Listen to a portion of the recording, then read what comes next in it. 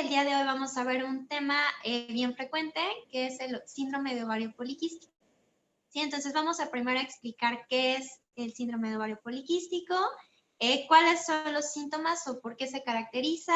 Vamos a ver también cuáles son las enfermedades con las que puede asociarse, la resistencia a la insulina, que es la resistencia a la insulina, y el tratamiento que se da en estos casos. Entonces, empezamos viendo que el síndrome de ovario poliquístico es un trastorno endocrino y metabólico que causa un desequilibrio hormonal femenino. Se desconoce su causa exacta, pero puede deberse tanto a factores genéticos como de estilo de vida, donde puede involucrarse la mala alimentación y la falta de actividad física. Es una alteración que cada vez es más frecuente en el mundo, en nuestro país cada vez está siendo más frecuente entre las mujeres y pues está asociado mucho en la edad reproductiva. Generalmente comienzan los síntomas en la adolescencia y pues también puede estar relacionada con alteraciones metabólicas, cardíacas, sexuales, psicológicas y tiene mayor riesgo de desarrollar cáncer de mama y de endometrio. Una de las características del ovario poliquístico, síndrome de ovario poliquístico, es el hiperandrogenismo. Esto es cuando lo que ocurre es que empiezan a elevarse las hormonas sexuales masculinas. Los hombres tienen cierta cantidad, por ejemplo, de hormonas femeninas. Ellos producen en mayor cantidad testosterona y en una cantidad muy pequeña estrógenos. Las mujeres tenemos que producir en mayor cantidad de estrógenos y progesterona y en menor cantidad testosterona. Lo que hace este síndrome es que empezamos a producir, el ovario empieza a producir en mayor cantidad de testosterona y por eso aparecen los síntomas. ¿Sí? Entonces, los síntomas son, pues empieza a presentar acné de tipo hormonal, se puede empezar a presentar periodos menstruales irregulares, pudiera ser que tarde mucho tiempo en que te llegue tu periodo menstrual o que te llegue de manera normal, pero tarde muchos días. También una de las características de este síndrome es que el síndrome premenstrual puede llegar a ser muy doloroso y con desequilibrios humorales. Por ejemplo, puedes llegar a tener estados de ánimo irregulares o puedes llegar a tener demasiados cólicos menstruales. También puede haber un desarrollo excesivo de vello, sobre todo en la parte donde las mujeres no deberíamos tener. Esto es por parte de la testosterona. Te puede empezar a salir vello, por ejemplo, en las mejillas, en el bigote, en la barba, en los brazos. Y la característica de este vello es que es negro y es más grueso. También puedes llegar a tener en un menor porcentaje, se ven casos de alopecia. La alopecia es esta calvicie que se te va haciendo y también virilización, que es cuando empiezas a tener mayores caracteres masculinos. Por ejemplo, puedes tener cambios en la voz, incluso cambios físicos. Entonces, todos estos síntomas se deben al exceso en la producción de testosterona que regularmente una mujer no debería tener. Yo les decía que había algunas enfermedades a las que pueda asociarse. En su mayoría, el 70% está asociado con sobrepeso y obesidad. También está asociado con enfermedad cardiovascular, con hipertensión, con esteatosis hepática, que conocemos como hígado graso, resistencia a la insulina, dislipidemias. Generalmente se ve afectado el HDL, que es el colesterol bueno, porque tenemos una menor carga de estrógenos. Nosotras como mujeres, de manera de protección cardiovascular, producimos en mayor cantidad HDL. Entonces, al tener disminuido pues esta carga de estrógenos, producimos en menor cantidad de HDL y también puede haber un aumento del LDL y de los triglicéridos. También nos va a tener más riesgo de desarrollar diabetes mellitus tipo 2, puede causar infertilidad y puede causar síndrome metabólico, además de apnea del sueño. Personas que tienen síndrome de ovario poliquístico pueden tener problemas de insomnio o problemas a la hora de conciliar su sueño. De todas estas que yo les mencioné, las más frecuentes son el sobrepeso y la obesidad, por eso es casi siempre la primera línea de tratamiento, y la resistencia a la insulina. La resistencia a la insulina es la incapacidad que tiene una célula para responder adecuadamente a la señalización de la insulina. Entonces, ¿qué es lo que pasa?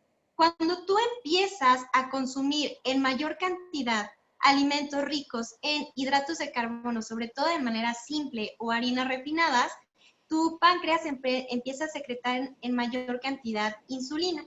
Entonces, como secretas en mayor cantidad, se puede ver afectada esta señalización en algunas partes de tu cuerpo. Sobre todo puede haberse afectado, o en este caso, se ve afectado en el músculo. ¿Sí? Entonces empiezas a secretar más insulina y estas células empiezan a captarla en menor cantidad. Al existir esta resistencia, les digo que empezamos a secretar en mayor cantidad de insulina porque el cuerpo intenta que puedas internar esa glucosa y a esta condición se le llama hiperinsulinemia.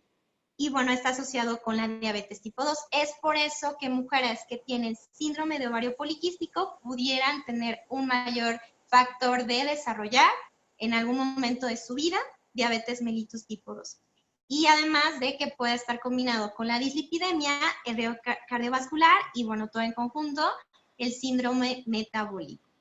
Y se hace un círculo vicioso, porque realmente los andrógenos también están relacionados a la secreción de insulina. Entonces, realmente tienes que corregir las dos cosas, tanto el hiperandrogenismo como la resistencia a la insulina.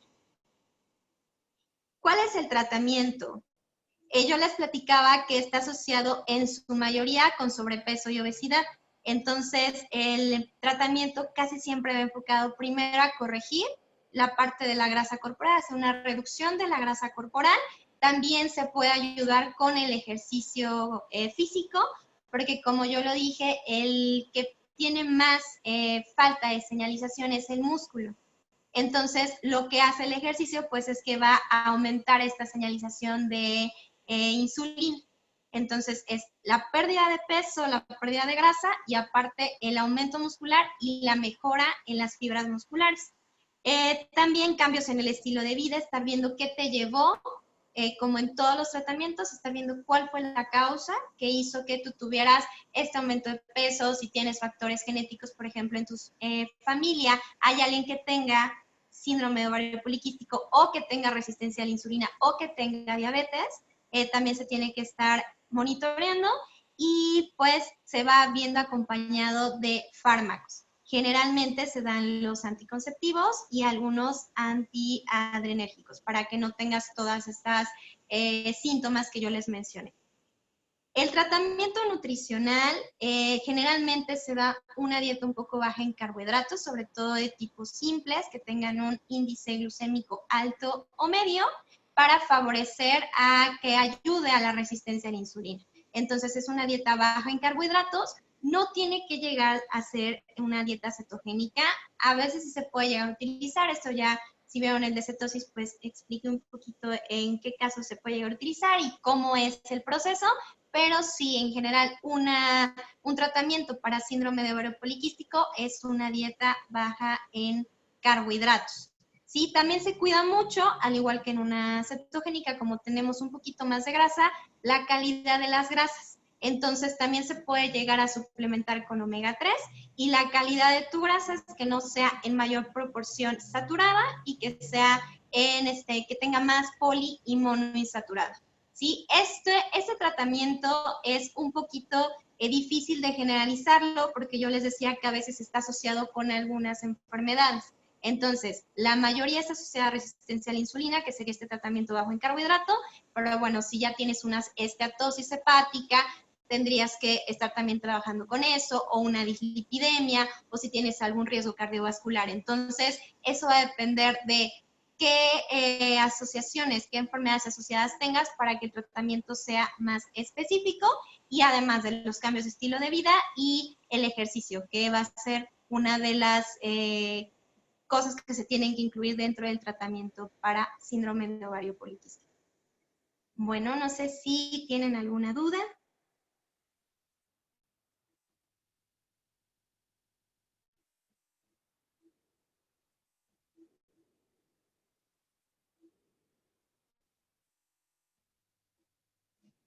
¿Alguna pregunta?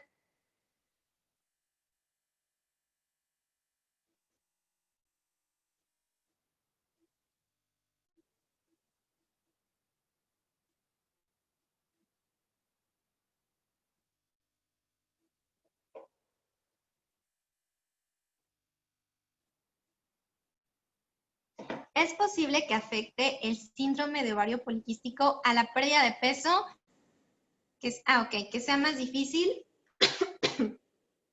perdón. Pues realmente no es que sea más difícil, lo que pasa es que a veces no se hace el diagnóstico y realmente tú empiezas a ganar peso y no sabes el por qué, o no te han dado este diagnóstico, no has ido con el ginecólogo. Entonces, una vez que se empieza a tratar la resistencia a la insulina con el fármaco junto con la alimentación, no es complicado, ¿sí? O sea, es un tratamiento nutricional que puede llevarse de manera normal. Si tú no empiezas a tratar esta resistencia a la insulina o bien el síndrome de ovario poliquístico con todas las comorbilidades que pueda llegar a tener, la pérdida de peso pues sí va a ser más tardada. Entonces, pues yo no sé si respondí bien a la pregunta. Ok, puede llevarme a la obesidad. Si no lo trato, sí, está asociado a, bueno, en algunos casos puede ser que tú tengas síndrome de ovario poliquístico sin llegar a tener sobrepeso. Por eso yo decía que en realidad no siempre son los mismos tratamientos porque no siempre son las mismas comorbilidades asociadas. Generalmente está asociado a sobrepeso y obesidad, pero en algunos casos tú puedes tener un peso normal y un porcentaje de grasa normal y aún así está teniendo síndrome de ovario poliquístico y a lo mejor estar teniendo otros síntomas, por ejemplo, alopecia, o puedes estar teniendo mucho acné, o puedes estar teniendo infertilidad, ¿sí? Sin embargo, como empiezas a tener esta resistencia a la insulina, pudiera ser que si empieces a tener un mayor almacén de grasa. ¿Es cierto que afecta a la fertilidad? Sí, claro. En realidad lo que pasaría en un ciclo normal es que nosotros tenemos los ovarios y dentro de los ovarios están los óvulos. Están enfrascados en como un líquido. Entonces, lo que hace nuestro cerebro, una glándula que se llama glándula pituitaria, empieza a secretar algunas hormonas. En este caso está la folícula estimulante y la luteinizante. Entonces, cuando tú estás en un ciclo normal, lo que hace primero está la folícula estimulante, se secreta, llega al ovario y entonces este ovario, este óvulo, empieza a madurar. Y la luteinizante lo que hace es sacar este óvulo maduro a las trompas de falopio para poder ser fecundado. Eso sería en una normalidad. Lo que pasa en el síndrome de ovario poliquístico es que nosotros tenemos una mayor producción de la segunda hormona que les decía que era la luteinizante. Entonces, como no está maduro ese óvulo y lo está sacando, pues no puede ser fecundado. Y bueno, también ahí va, aparte de esta hormona, se empieza a secretar mayor cantidad de testosterona. Entonces, pues estas dos hormonas hacen que no puedas a lo mejor o tengas problemas de infertilidad. No en todas las mujeres pasa, eso obviamente va a depender de cuántos años lleves con el síndrome de ovario poliquístico y si le has dado tratamiento o no, pero en sí eso es lo que podría pasar. En el tratamiento con anticonceptivos, para el tratamiento puede complicar el bajar de peso. Ok, el tratamiento de anticonceptivo realmente pues lo dan por todos los síntomas para disminuir toda esta producción de testosterona y toda la parte que les decía del vellito y del acné. Los anticonceptivos no es que te suban de peso, lo que pasa es que están influyendo en la parte hormonal y pudiera ser que te dé más apetito, pero no es un factor que vaya a influir en que tú pierdas grasa. Realmente es un tratamiento complementario y generalmente se da, pero no interrumpe en tu tratamiento nutricional y en tu tratamiento de ejercicio. La retención de líquidos se puede dar por el síndrome de ovario poliquístico. Sí, claro. En realidad la retención de líquidos se da por la resistencia a la insulina. Es una de las síntomas que te puede dar. Entonces, como yo mencioné, está íntimamente ligado. Síndrome de ovario poliquístico está íntimamente ligado con resistencia a la insulina y puede tener las otras comorbilidades que les decía, dislipidemia y, bueno, todas las que mencioné. Pero generalmente como sí va ligado, pues sí tienes retención de líquidos. Y todo eso es lo que trabajas en este tratamiento, porque es un tratamiento muy integral, no solo es un tratamiento nutricional. tienes el tratamiento dietético, por un lado yo lo que les comentaba del carbohidrato y a lo mejor de la grasa, estar cuidando la calidad y la suplementación en dado caso de que se requiera, pero también necesitas estar corrigiendo la resistencia a la insulina y bueno, quitando los síntomas que generalmente es lo que más pudiera llegar a molestar, ¿no? Estas características masculinas que no deberíamos tener. Puede ser que se me quiten los quistes, pero aún así seguir teniendo colesterol alto. Ahí, ¿qué me recomendarías? Ok, puede ser que se me quiten los quistes.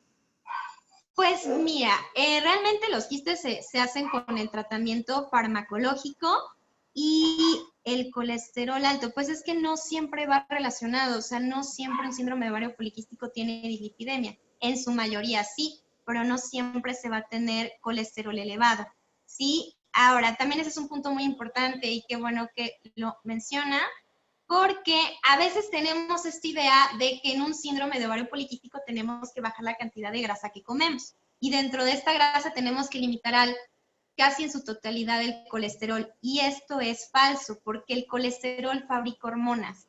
Todo eso va controlado en un plan de alimentación, pero no sería necesario, por ejemplo, quitar alimentos ricos en colesterol.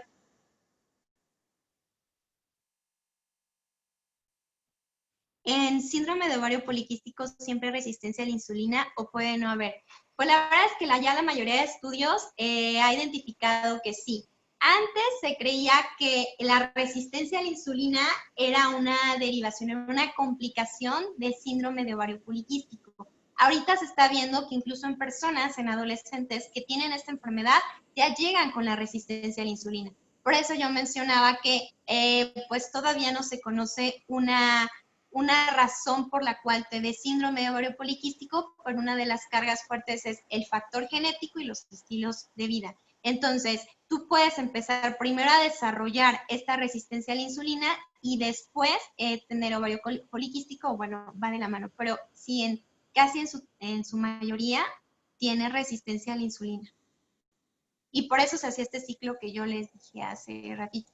Realmente va muy ligado la resistencia, va muy ligado la producción de andrógenos, de hormonas andrógenas, entonces, pues si no se corrige una cosa, no se puede llegar a corregir la otra, y eso pues sí va relacionado con la alimentación, pero también con el tratamiento farmacológico y con el ejercicio.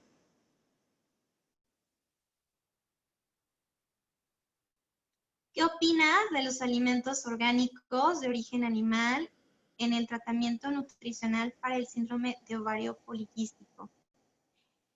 Pues es que ahorita ya hay mucha información, me imagino que es de los transgénicos, de los que están modificados o a estos productos de origen animal que les inyectan hormonas.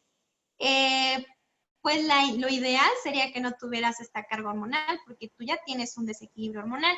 Sin embargo, pues creo que sí es un poco complicado. Aquí tendríamos que ver costo, aunque sí es de hormonas, el costo y el beneficio, ¿sí? Porque este tipo de productos sí son muy caros. Entonces, pues si tú tienes un tratamiento no tendrías por qué dejar de consumir estos productos. La alimentación que se lleva sí es muy cuidada, incluso podríamos poner un día, por ejemplo, el lunes sin carnes, ¿no? El lunes con proteínas solo de origen vegetal, pero pues si se pudiera y se puede costear, sí estaría recomendado, no nada más para síndrome de ovario poliquístico, para cualquier persona, porque sí tienen muchas hormonas, pero si no, no pasaría nada, ya tienes tu tratamiento farmacológico y nutricional.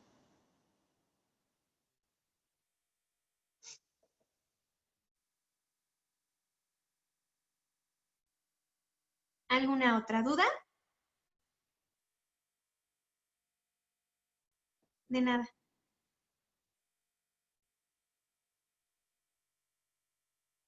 ¿Alguien más tiene alguna otra duda?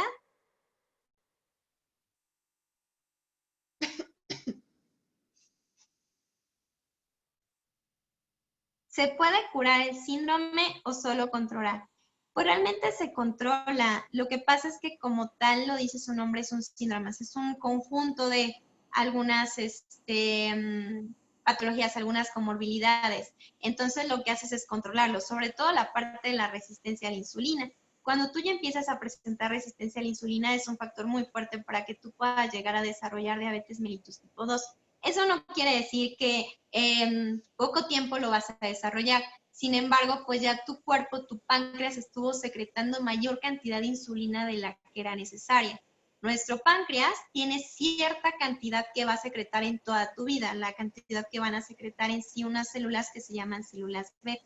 Entonces, cuando tú empiezas a tener, por ejemplo, en este caso, que se ve muy relacionado por los malos hábitos de alimentación, empiezas a consumir mayor cantidad de hidratos de carbono y empiezas a secretar mayor cantidad de insulina, pues es como si te estuvieras acabando tu reserva de, ¿sí? Entonces, pues a la larga pudiera ser que tengas estos problemas de desarrollar diabetes mellitus tipo 2. Lo que hacemos en el tratamiento de manera nutricional, de manera integral, es prevenir. Cuando tú empiezas a llevar una alimentación adecuada y empiezas a bajar los niveles de grasa y empiezas a controlar la parte de que no estés produciendo tantas hormonas y que no se estén desarrollando estos quistes, pues eventualmente vas a empezar a tener más control sobre el perfil lipídico, sobre la resistencia a la insulina y todas las complicaciones que puedas llegar a tener. Pero sí es que es un conjunto de varios, por así decirlo, de varios problemas que está presentando tu cuerpo. Entonces, como tal, pues se controla, ¿sí? Y puedes llegar a realmente a tener hijos si lo estás controlando bien, puedes llegar a tener una vida completamente normal, ¿sí? Incluso todas estas partes de lo que yo les decía de los síntomas, pues se van controlando, no tienes tanto vello facial, te controlas el acné, pero sí depende, yo creo que de cada persona, porque cada persona va a desarrollar diferentes síntomas. ¿Alguien más tiene una duda?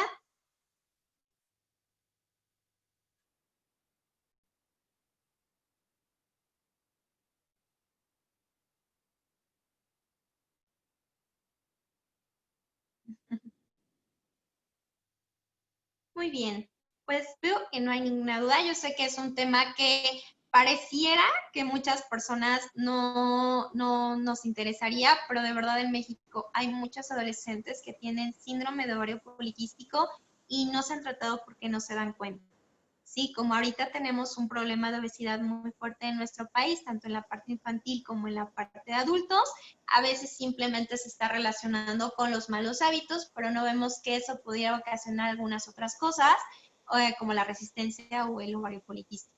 Entonces, sí es muy común y pues sí es importante aquí. Yo creo que el mensaje más que me gustaría darles es lo importante o la importancia que tiene hacerte un check-up.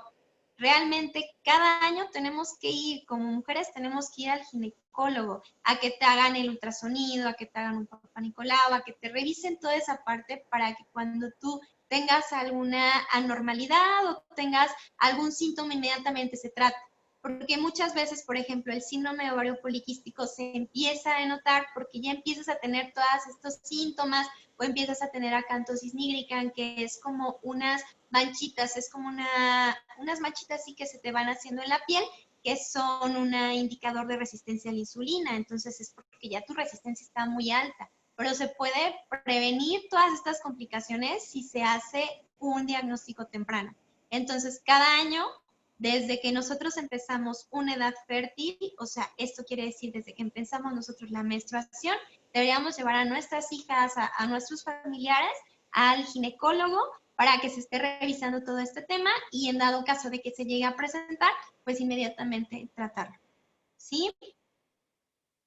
Y bueno, pues yo me despido, me dio mucho gusto estar con ustedes y nos vemos la siguiente semana.